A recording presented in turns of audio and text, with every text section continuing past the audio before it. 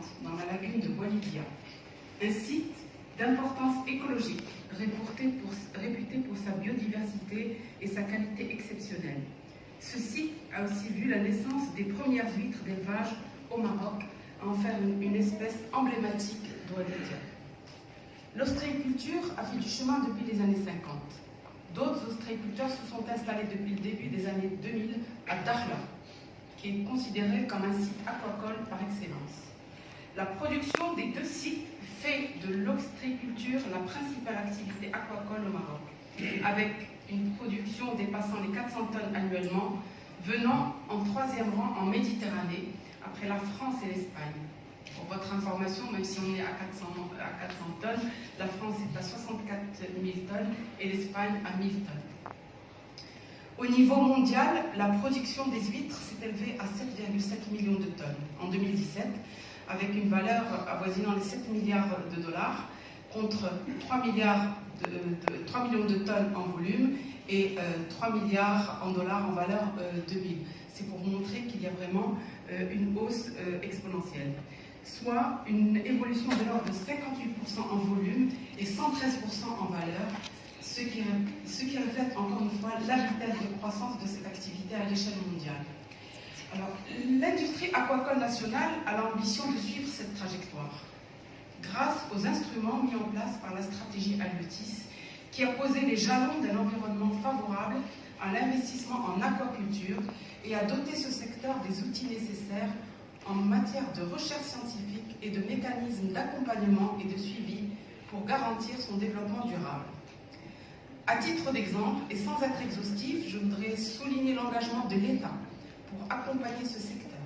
en citant l'investissement dans les moyens de recherche dédiés à ce secteur, notamment en créant un centre de recherche dédié à l'aquaculture à Amsa, en Méditerranée, et qui sera vraiment spécialisé dans la filière conchylicole, en plus d'une écloserie expérimentale conchylicole à Dakhla.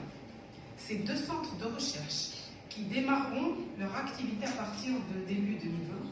les travaux sont presque terminés, seront au service de la conchyliculture et particulièrement de l'ostréiculture. Aussi, pour donner toute la visibilité aux investisseurs et faciliter l'implantation de nouveaux projets ostréicoles en connaissance de cause, l'Agence nationale de développement de l'aquaculture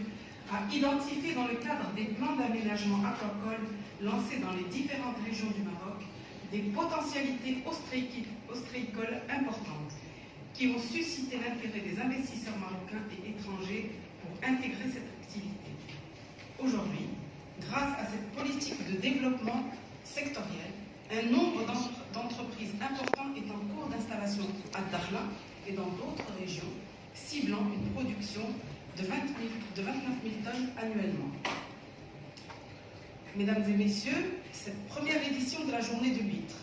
vient donc amorcer les échanges entre les acteurs du secteur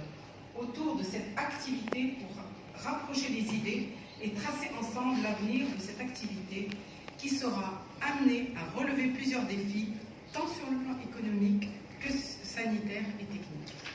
Je suis convaincue que la qualité des débats qui s'engageront tout au long de cette journée,